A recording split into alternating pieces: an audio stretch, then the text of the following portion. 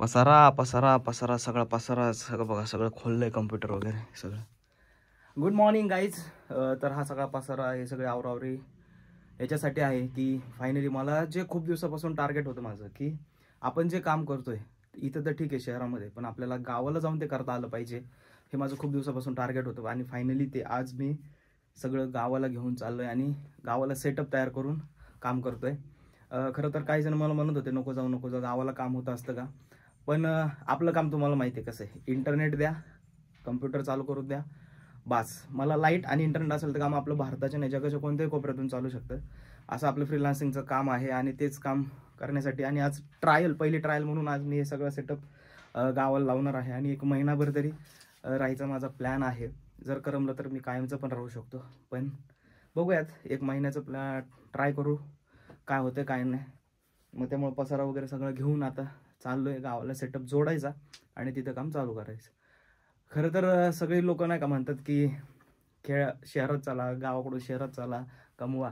पण माझं असं म्हणणं आहे की बाबा तुम्ही एखादं स्किल जर डेव्हलप केलं, तुम्हाला जर सगळी माहिती मिळाली तर तुम्ही गावाला काय कुठेही राहून तुम्ही पाहिजे तेवढे पैसे कमवू शकता किंवा करिअर करू शकता. तर त्याचंच एक ट्रायल आज मी घेणार आहे. कारण इथं होतो तेव्हाही काय करायचं, महिन्यातून 4-5 मीटिंग व्हायच्या आणि त्यानंतर बाकीचं काय असेल ते काम रेग्युलर चालायचं.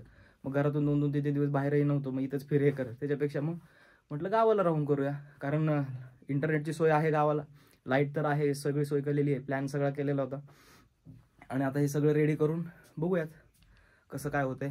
चला तर मग सगळं बघू, सेटअप वगैरे जोडून कसं काय होतंय आणि गावाकडची लाईफ एन्जॉय करायला मलाही आवडेल आणि ती तुम्हालाही मी माझ्या व्लॉग्सद्वारे दाखवत जाईल. त्याच्यामुळे जर नवीन असाल तर चॅनलला सबस्क्राईब करायला. चालेल. कॅमेऱ्याची बॅग आहे, ट्रायपॉड आहे, शूटचं सगळं मटेरियल घेऊन चाललो आहे. याच्यामध्ये आयपॅड वगैरे आहे एडिटिंगसाठी.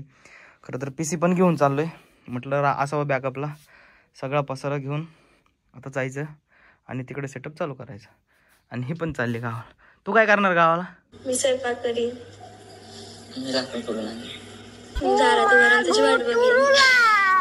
चला फायनली गावाकडे निघालो. खरं तर 2-3 दिवसानंतर जायचं होतं, पण आज संभाजी महाराजांची पुण्यतिथी होती आणि त्यानिमित्तानं आपल्याला तुळापूरला पण जायचं होतं आणि पुढे धर्मवीर गडाकडे पण जायचं होतं. म्हणून म्हटलं मग आजच जाऊयात. म्हणून मग जाता जाता तुळापूर येथे थांबलो. तुळापूर येथील तो सगळा सोहळा, पुण्यतिथीचा सोहळा सगळा पाहिला आणि तिथून पुढं मग धर्मवीर गडावरती गेलो. धर्मवीर गडावरती देखील सगळं पाहिलं. तिथून पुढे परत सिद्धटेकला गेलो.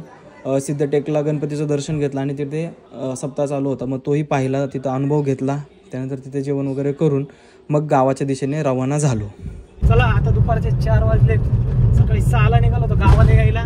मध्ये तुळापूर, सिद्धटेक, धर्मवीरगड करत करत करत फायनली आता इथपर्यंत पोहोचलोय. जसं गाव जवळ येईल ना तसं खूप एक्साइटेड होतोय मी. आणि बघू शकता पसारा पण मागं कसा पसारा आहे गाडीत भरलेला. व्यवस्थित भरला होता, पण गाडी आता काय रस्ते आपल्या इकडचे नीट नाही, त्याच्यामुळे थोडंफार अजून त्यांचे ते ॲडजस्ट झालेलं आहे पसारा सगळं. आता घरी जाणार मस्त पाहिजे, आवरायचं, फ्रेश व्हायचं, सगळा पसारा लावायचा, आपला सेटअप लावायचा कम्प्युटरचा आणि मग कामाला सुरुवात. चला आता किती एक अर्ध्या तासामध्ये गावाला पोहोचतोय. चला जाऊयात आपल्या गावाला. हा बघा खर्ड्याचा किल्ला आणि खर्ड्याच्या किल्ल्यासमोर हा उभारलेला स्वराज्य ध्वज, पण तो जास्त वेळ तिथं नसतोच. तो मे बी हवेमुळे याच्यामुळे फाटत असेल, त्याच्यामुळे तिथं जास्त दिवस स्वराज्य ध्वज ठेवत नाही. फाटला की लगेच नंतर चेंजिंगसाठी देतात. आणि असं म्हणतात की इंग्रजांची शेवटची लढाई जी होती ती या किल्ल्यावरती झाली. शिवपट्टणम किल्ला आहे हा.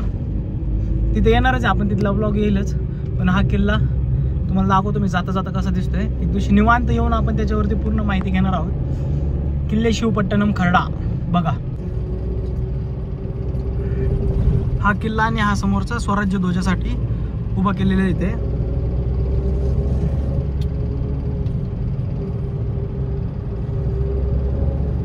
आणि ह्या किल्ल्यापासून एक 5 मिनिटाच्या अंतरावरती आमचं घर आहे.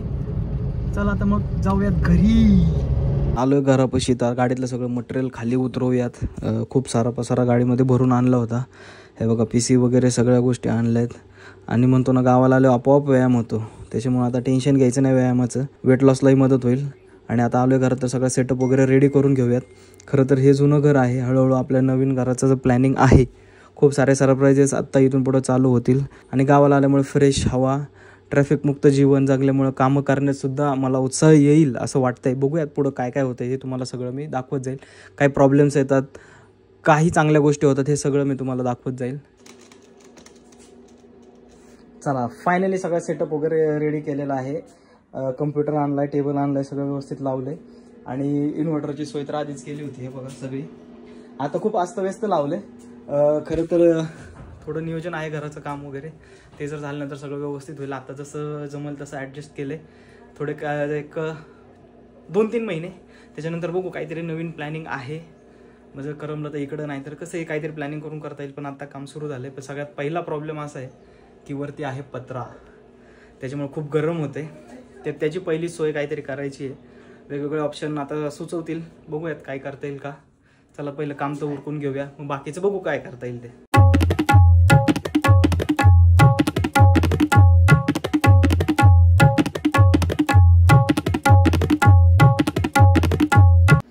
चला काम तर करतोय, पण बघा किती गरम होते, घाम येतोय सगळ्याने. पत्रा हीट आहे, काहीतरी सोल्युशन नक्कीच काढलं पाहिजे. बघा थोडं ऊन उतरलं ना, आता बघा ऊन कसं आहे. थोडं ऊन उतरलं की काहीतरी सोल्युशन काढू आपण पत्र्यावरती. लईच गरमत होतं, मग काय करावं असा विचार केला. आणि मग शेवटी कोणतरी सांगितलं की वैरण जे असते ना, म्हणजे ज्वारी वाळलं कापल्यानंतर जे शिल्लक राहतं त्याला वैरण म्हणतात ना का, ती वैरणीच्या पेंड्यावरती टाकून दे पत्र्यावरती आणि ते मग क्लिअर होईल. म्हणून मग काय केलं की एका ठिकाणी भावाच्या वैरणीच्या पेंड्या होत्या, मग त्या घेतल्या आणि त्या पत्र्यावरती टाकल्या आणि त्याच्यावरती कापड हातरलं आणि दगडं ठेवली त्याच्यावरती. आणि आता सगळं सध्या गार वाटतंय, फरक पडला आहे. म्हणजे पहिले पत्रे जेवढे तापायचे त्याच्यापेक्षा नक्कीच कमी पत्रे तापायला लागलेत आता, त्याच्यामुळं फायदा झाला आहे वैरणीचा. चला उन्हाळा तर कसाही आपण इथं काढू शकतो. चला फायनली पत्र्याचं पण काम केलं, म्हणजे त्याच्यावरती वैरण वगैरे टाकून मस्तपैकी बसण्यासाठी जागा पण केलेली आहे व्यवस्थित एकदम. आता काही प्रॉब्लेम नाही, ऊन पण एवढं नाही, थोडं होतंय पण ठीक आहे. नॉर्मल पहिल्यापेक्षा तर टेम्परेचर खूप कमी झाले, गरम होत नाही. फॅन लावला तर होऊन जातं इन्व्हर्टरमुळे, फॅन तर काय कंटिन्यू चालू आहे. आता इकडे दिवसभर आपल्या कम्प्युटरवरती काम करायचं आणि संध्याकाळी वावरात फिरायला जायचं, असं हे शेड्यूल आता करूया. आणि मग बघूया कसं होते. शहरातलं पोरगं गावाकडे आल्यावर काय मजा होती ते बघूया, आणि कसं काय होते ते तुम्हाला मी ब्लॉग्सद्वारे दाखवतच आहे. तर हा ब्लॉग कसा वाटला कमेंटद्वारे नक्की कळवा, आणि गणेशजी जाधव या चॅनलला सबस्क्राईब करा. धन्यवाद.